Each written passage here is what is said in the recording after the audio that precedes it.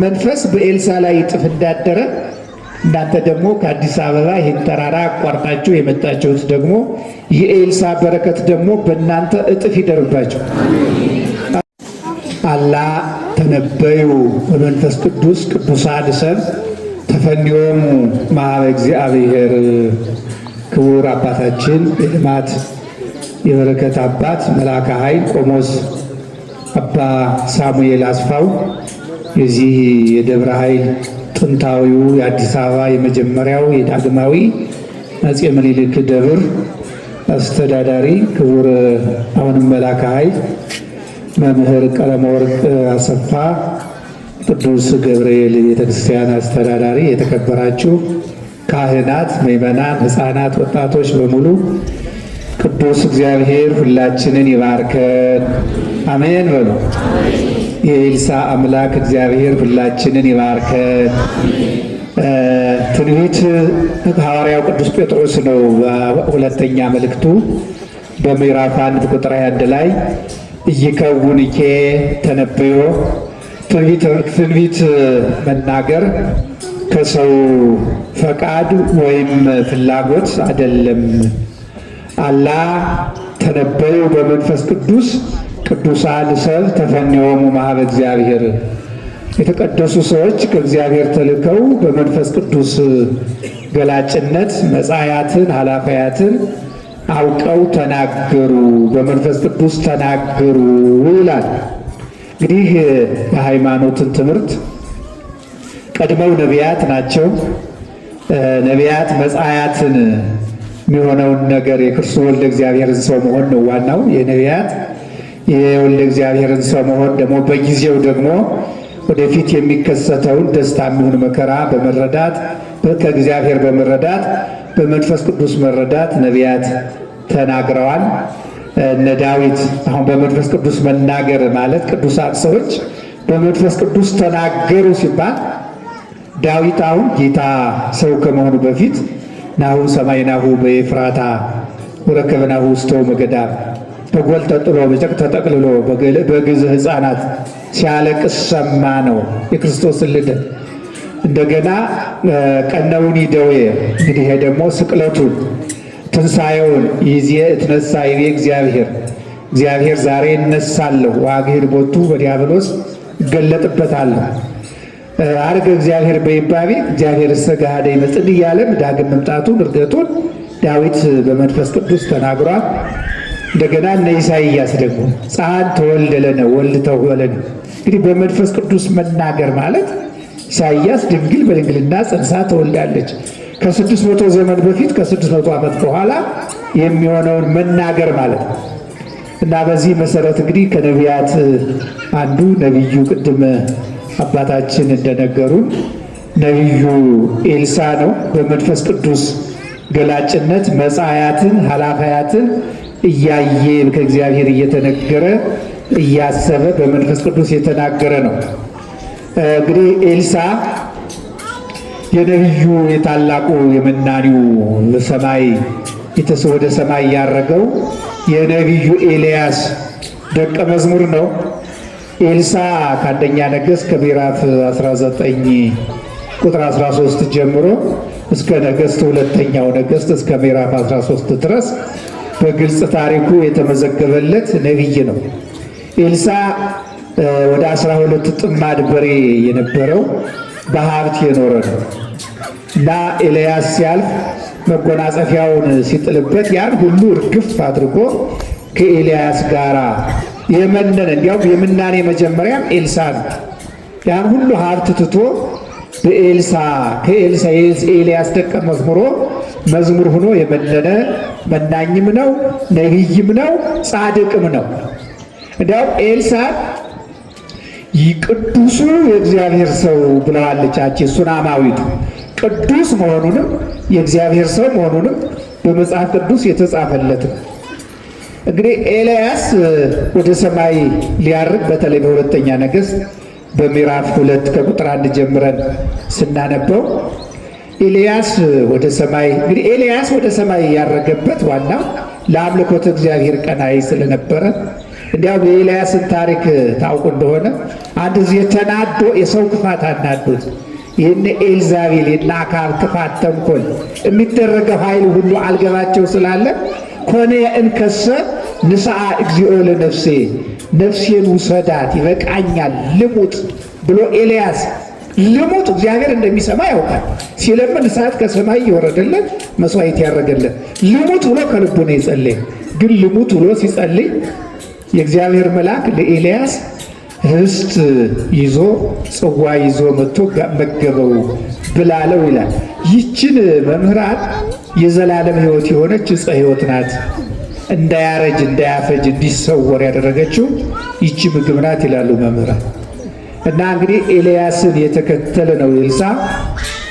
እና በተለይ ኤልያስ ወደ ሰማይ እንደሚነጠቅ ለአምልኮተ እግዚአብሔር ቀና ስለነበረ ከሞት ስለሚሰውረው በዮርዳኖስ ትይዩ በዚህ በዮርዳኖስ ወንዝ ተሻግረው ሲሄዱ ኤልያስ ኤልሳዕን እኔ ካንተ ወሰዳለሁ ዛሬ ወደ ሰማይ በመንፈስ ቅዱስ ሁሉም ያውቃሉና ሳልወሰድ የምትፈልገውን ለምነኝ ሲለው በአንተ ላይ ያደረ መንፈስ ቅዱስ ከአንተ በእጥፍ ይደርብኝ፣ ከአንተ በእጥፍ በአንተ ላይ ያደረ ሀብተ መንፈስ ቅዱስ በእኔ ላይ እጥፍ ይደርብኝ ሲለው አስቸጋሪ ልመና ለምንሃል፣ ግን ስወሰድ ካየኸኝ ይደርብህ ብሎት ኤልያስና ኤልሳዕ አብረው ሲጓዙ በመካከላቸው ኤልያስን የሚነጥቀው አፍራሰ እሳት ሰረገላ እሳት ይላል።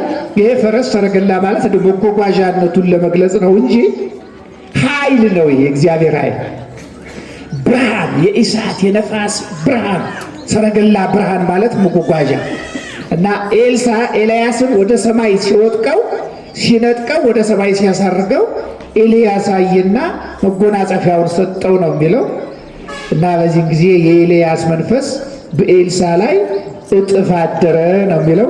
የኤልያስ መንፈስ በኤልሳዕ ላይ እጥፍ እንዳደረ እናንተ ደግሞ ከአዲስ አበባ ይህን ተራራ አቋርጣችሁ የመጣችሁት ደግሞ የኤልሳዕ በረከት ደግሞ በእናንተ እጥፍ ይደርባችሁ። አሜን በሉኛ። እጥፍ ነው ያልኳችሁ። ያስተማረን ኤልሳዕ እጥፍ ነው ማለት ራሱ መምህሩን ያለው የአንተ በረከት እጥፍ ይሁንብኝ ስላለ እኛ ደግሞ ኤልያስ አሁን እያከበርነው ስሙን እየጠራው ስለሆነ የአንተ በረከት በረከቱን ነው ያልነው። የአንተ ሀብት የአንተ ጸጋ እጥፍ በዚህ ባለነው በካህናቱ በሚመናኑ በሕፃናቱ ላይ እጥፍ ይደርብን። እንግዲህ ኤልሳዕ እጥፍ ስላደረብን ኤልሳዕ እንግዲህ ከሁለተኛ ነገሥት ከምዕራፍ 2 ጀምራችሁ በተከታታይ ስታዩ በተአምራት የተሞላ ነው ኤልሳዕ። ኋላ ወደ ኢያሪኮ መንፈስን የኤልያስ መንፈስ በእጥፍ ካደረበት በኋላ የዮርዳኖስን ወንዝ በደረቅ አቁሞ ባህሩን ከፍሎ በኤልያስ በረከት ከኤልሳዕ በወሰደው መጎናጸፊያ ውሃው ላይ ሲጥለው ውሃው ከሁለት ተከፈለ ነው የሚለው።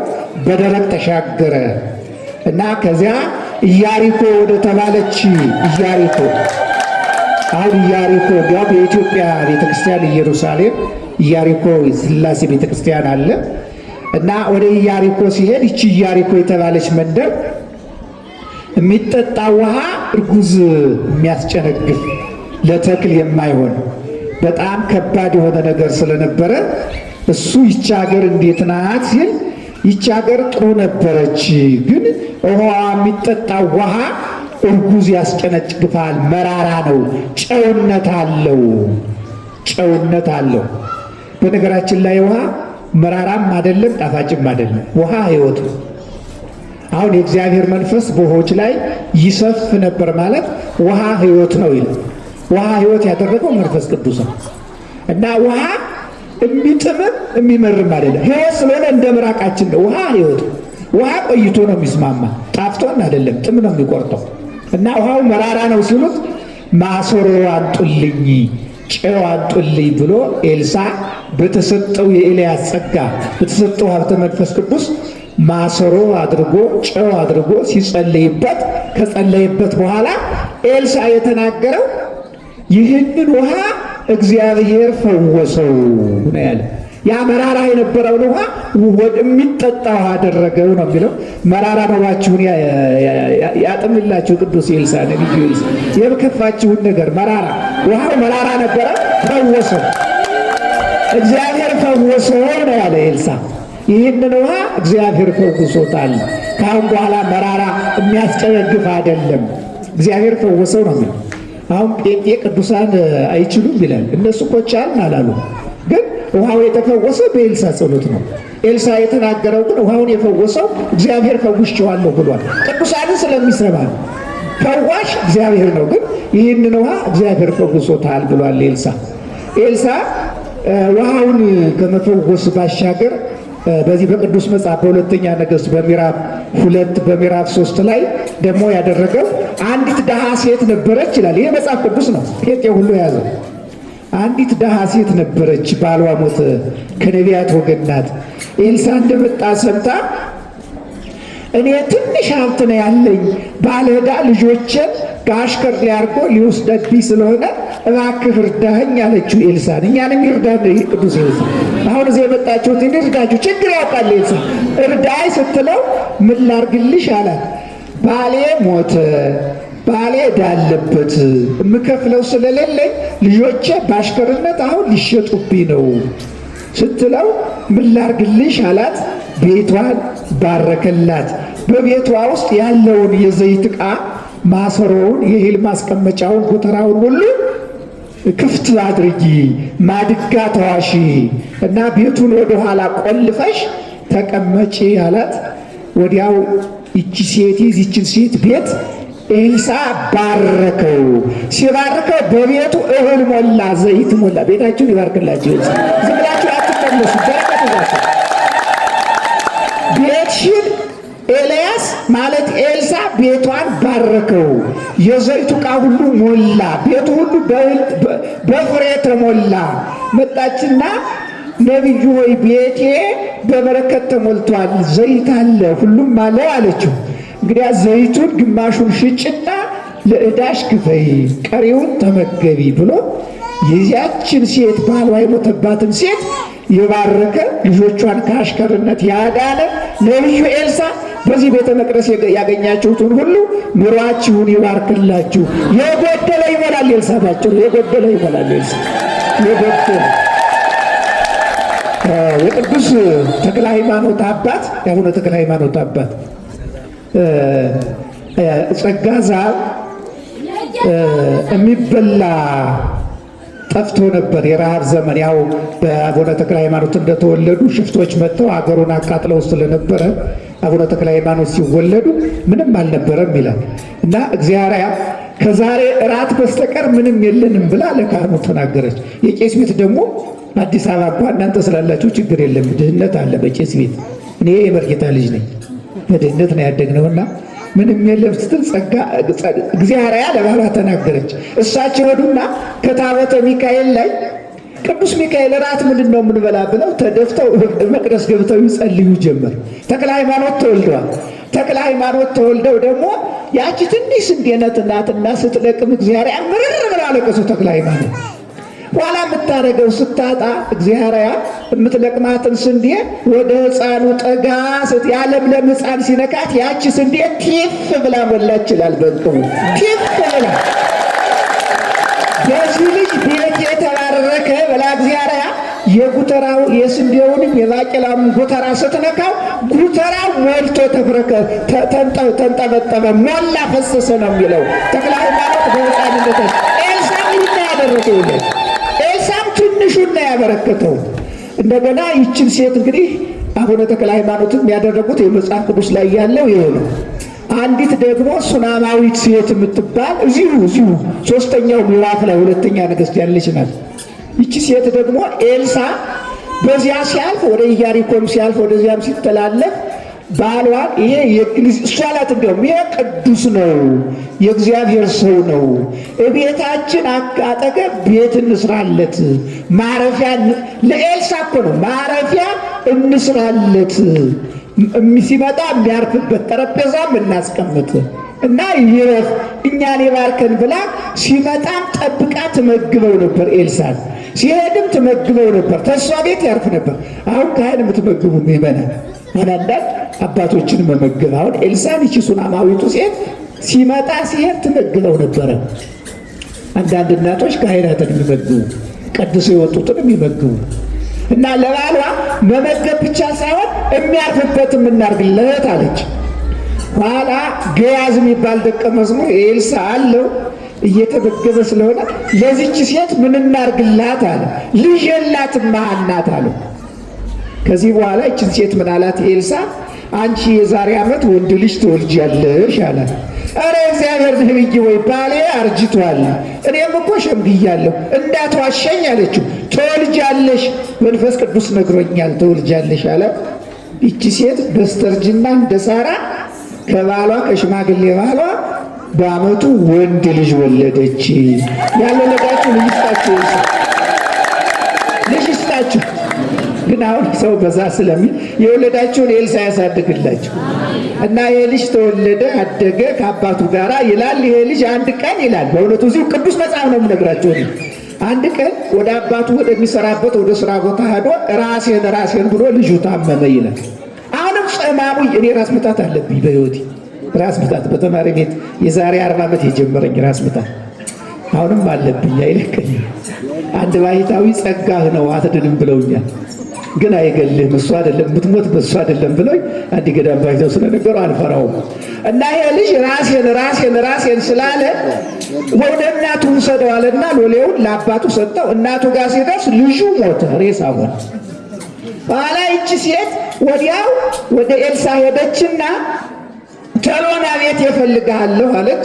ኤልሳዕ የተና ገያዚት የለም አንተ ልጄ ታሞብኛል ነው ያለች። ገያዝን አልቀበልም አንተን ነው ዋናውን ነው የምፈልግ አለች። ኤልሳዕ ሲመጣ ልጁ ሙቷል፣ ያው ሬሳ ነው አስከሬን ነው ተቀምጧል። በውጭልኝ አለና ኤልሳዕ እየተመላለሰ 7 ጊዜ ከሬሳው ጋር ጸለየበት በሬሳው ላይ። በሰባተኛው ጸሎት ልጁ ብድግ ብሎ ተነሳ በኤልሳዕ ጸሎት። ሁለተኛ ነገሥት ምዕራፍ 3 ላይ ብታዩት ያለ ሁለተኛ እና ልጁ ብድግ ብሎ ተነሳ። ልጆች ኤልሳዕ ልጅ ይሰጣል፣ የታመመ ልጅም ያድናል። ልጆቻችሁን ያሳድግላችሁ። ልጅ ያላችሁ ልጆቻችሁን እህቶቻችሁን፣ ወንድሞቻችሁን፣ ጓደኞቻችሁን ኤልሳዕ ያሳድግላችሁ። አሁን ብዙ ሕፃናት ፊታችን አሉ፣ ግን ተሳዳቢ ሕፃን ደግሞ ኤልሳዕ አይፈልግም። ተሳዳቢ ሕፃን 40 ሕፃናት ቀጥቷል ኤልሳዕ። የሚሳደብ ዋልጌ የሆነ ልጅ አይፈልግም ኤልሳዕ። ኤልሳዕ ግን ትዕግስተኛ ሰው ነው የሚፈልግ። እንግዲህ ኤልሳዕ ብዙ ታምራት ያደረገ ነው ቅዱስ ኤልሳዕ። ነቢዩ ኤልሳዕ አንድ ንዕማን የሚባል የሶርያ ወታደር የነበረ የጦር መከላከያ ሶርያ ይቺ ደማስቆ ፈርሳ የነበረች ሀገር ናት። አሁን ሶርያ እንኳን እንጂ አሁንም ሰላም ያለው አይመስለኝም። ሶርያ ማለት ደማስቆ ዋና ከተማ የሆነው ነው። እና የዚህ የጦር ኃላፊ የነበረ ንዕማን የተባለ በለምጥ የተመታ ሰው ነበረ ይላል። በለምጥ በእስራኤል ሀገር የለምጥ በሽታ አይወደድም። ከበሽታ ይጠብቃችሁ የነቢዩ ኤልሳዕ። እና አንድ ሴት በዚህ በስደት የምትኖር ሴት ከንዕማን ቤት ትኖር ነበረና ይሄ ለምጣም ሰውዬ እኮ ወደ ነቢዩ ወደ ኤልሳዕ ቢሄድ ያድነው ነበር ብላ ተናገረች። እንግዲያማ ወደዚያ ወደ እስራኤል የሚሄድ ከሆነ በፕሮቶኮል ሆኖ የንዕማን የንጉሱ የሶርያ ንጉስ ለእስራኤል ንጉስ እባክህ ንዕማንን ፈውስልኝ ብሎ ሲልክበት ይኸው ነገር ሲፈልገኝ ጦርነት ፈልጎኝ ነው እንጂ እኔ ሰው አድናለሁ ብሎ ሲናገር ኤልሳዕ ሰማና ጥራው ይድናል አለ።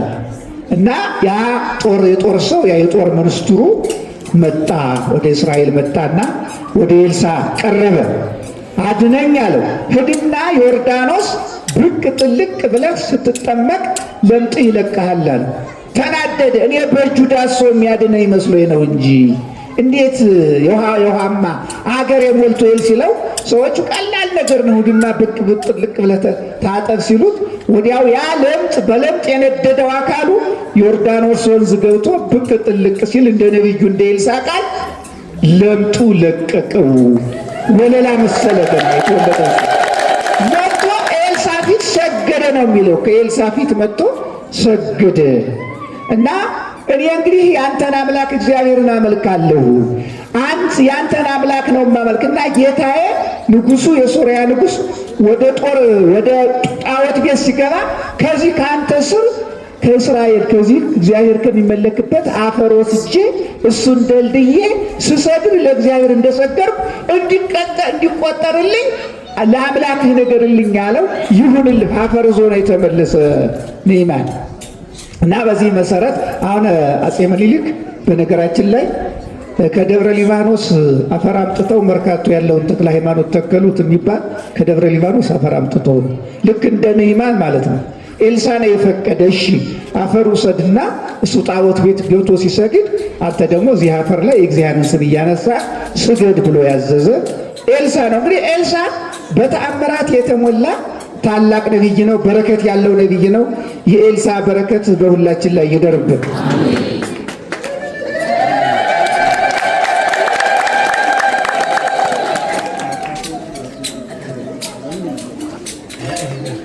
አባታችን ልክ ነው የሚሉት አሁን ከኢየሩሳሌም ከኤልሳ እሱ ከባረከው ከዚያ ከኢያሪኮ ከቀደሰው ውሃ በ20 ሊትር አምጥተን ይህን ግቢውን ረጭተነዋል፣ አክብረዋል ነው የሚለው። እናንተን የሚባርካቸው አባታችን አስተዳዳሪ ናቸው። ግን ኤልሳ በእውነት በትምህርት የተለየ ነው። ኤልሳ ደግሞ መጻእያትን ስለሚናገር በተለይ በሁለተኛ ነገሥት በምዕራፍ 6 ላይ የተጻፈ አለ።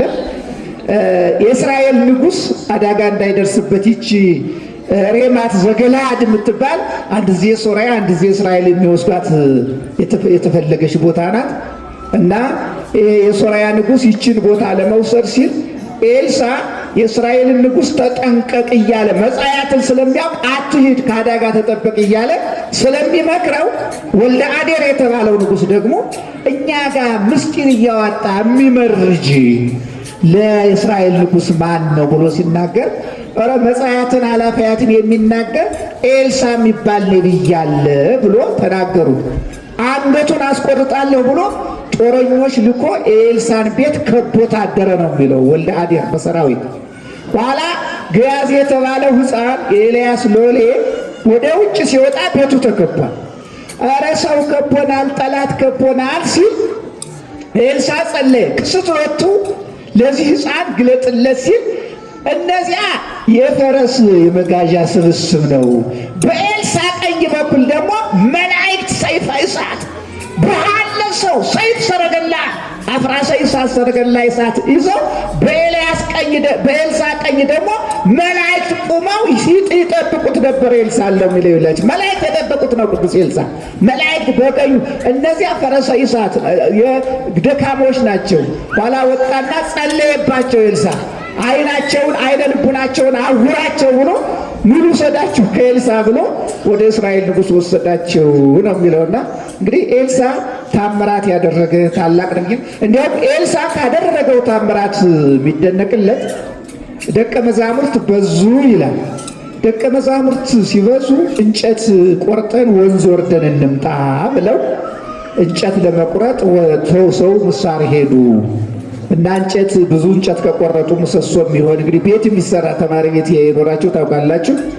እና እንጨት ሲቆርጡ የምሳሩ ከዚህ ከእንጨቱ ከተዋደደው ብረቱ ተለይቶ ባህር ውስጥ ዘቀጠ ይላል። ብረቱ ይሄ ስለቱ መጥረጊያ እና ያ የተዋሰው ሰውዬ ተውሻው ነበረ።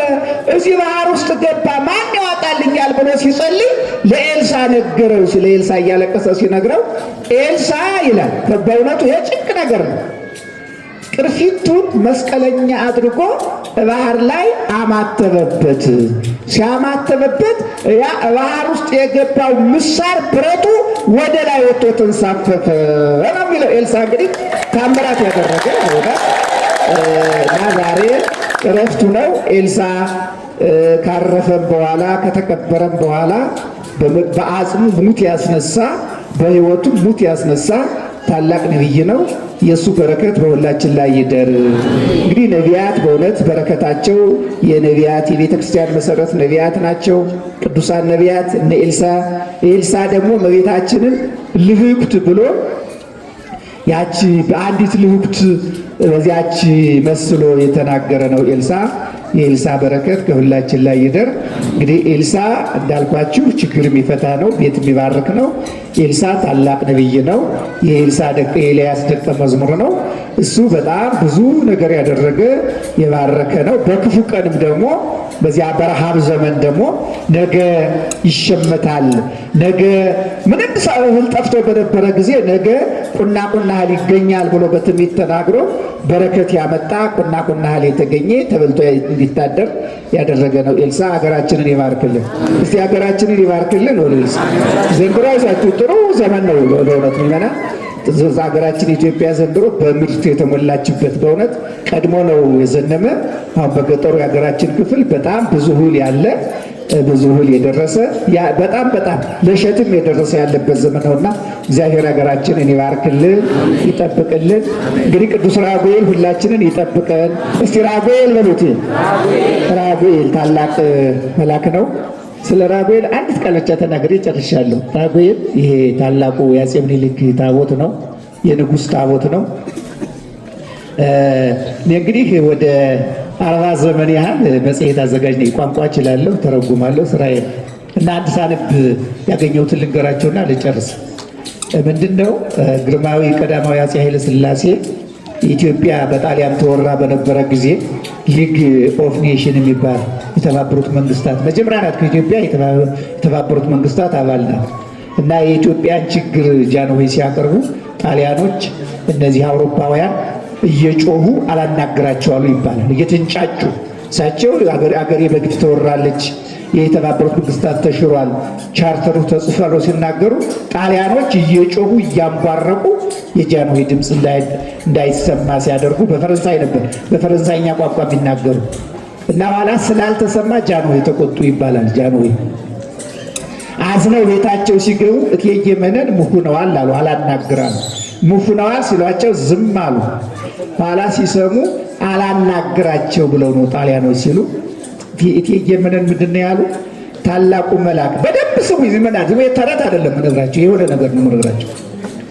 እንጦጦ ላይ ያለው ቅዱስ ራጉኤል በእውነት እኛ ተሰደን አገራችን በጠላት ተይዛ እንዲህ ካልቀረችና ወደ ሀገራችን ከመለስከን ነው ያሉት። እየብነን የተሳሉት ይሄ ደብርህ ይሄ እንጦጦ ያለው እንዳለ ሆኖ በመሃል ከተማ በአዲስ አበባ ከተማ ቤተ ክርስቲያንህን ሁለተኛ ታቦትህን አንጻለሁ ብለው ተሳሉ ነበር እና ከዚያ በኋላ ጣሊያንን ያባረረው ጄኔራል ሁንጌት አይደለም ቅዱስ ራጉኤል ነው። አሁንም ሀገራችንን ሰላም ይስጥልን ነው ይጣላትን ሁሉ ያስታጥናል።